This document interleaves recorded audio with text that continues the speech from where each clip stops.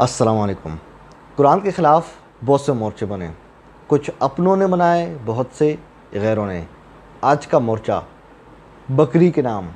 جی ہاں، آپ نے درست سنا۔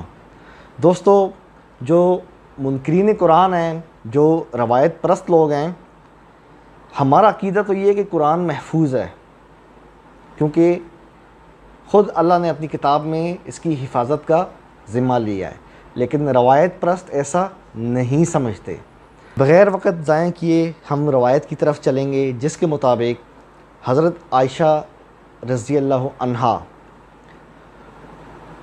نبی علیہ السلام کی وفات کے بعد وہ کفن دفن میں بیزی تھیں، مشغول تھیں، مصروف تھیں۔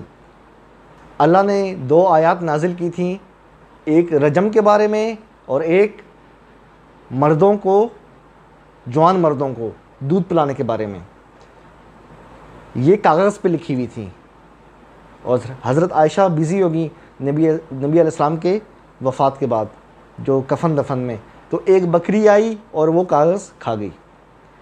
تو اس لیے کہتے ہیں کہ یہ دونوں حکم آج بھی باقی ہیں روایت پرستوں کے مطابق، لیکن یہ آیات منسوخ ہیں۔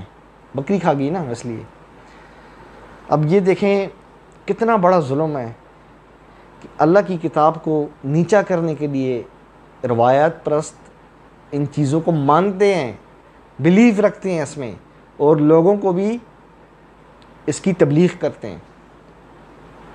اچھا، اب چونکہ یہ روایت ہضم نہیں کر سکتے جو منکرین قرآن ہیں، تو انہوں نے اس کو ضعیف قرار دینے کی ناکام کوشش کی کہ اس کے اندر ایک راوی ہے محمد بن اسحاق، پہلے کا یہ مدلس ہے، حالانکہ یہ بات درست نہیں ہے۔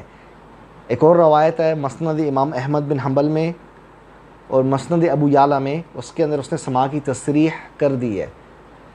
پھر روایت پرستوں نے کہا کہ یہ راوی، اس کا حافظہ کمزور ہے، یہ جو راوی ہے اس کی عقل کمزور ہے، حافظہ کمزور ہے، اور محدثین کے حوالے دینے لگے کہ امام احمد بن حنبل نے کہا ہے کہ اگر یہ کسی روایت میں اکیلا ہوگا تو روایت قبول نہیں کی جائے گی۔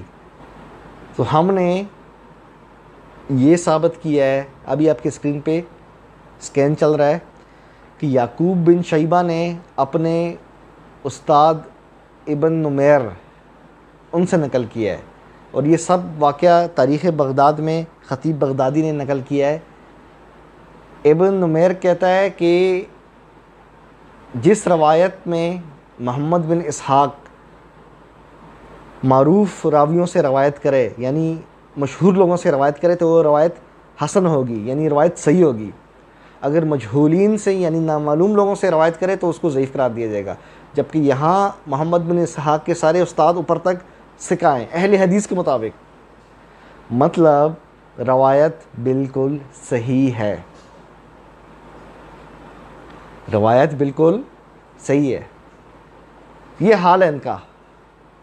اللہ کہتا ہے میں نے قرآن کی حفاظت کی، یہ کہتے ہیں نہیں اللہ آپ نے قرآن کی حفاظت صحیح نہیں کی، وہ بکری آئی اور بکری کھا گئی۔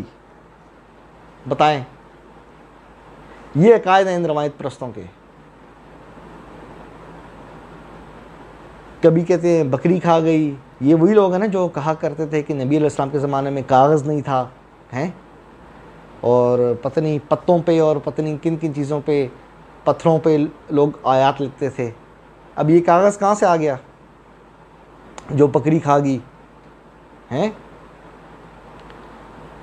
دوستو، روایت پرست اللہ کے دشمن ہیں، نبی علیہ السلام کے دشمن ہیں، قرآن کے دشمن ہیں۔ ان کا یہ عقیدہ ہے کہ قرآن محفوظ نہیں ہے۔ بکری کھا گئی نا، آگے آپ کی مرضی، آپ نے قرآن کے ساتھ چلنا ہے یا روایات کے ساتھ چلنا ہے۔ دوستو، چینل کو لائک کریں، سبسکرائب کریں، جن دوستوں کو چینل کا نہیں پتہ انہیں بھی بتائیں۔ اپنے بھائی ابو جعفر تنولی کو اجازت دیں، بہت جلد ملاقات ہوگی انشاءاللہ۔ قرآن زندہ باد۔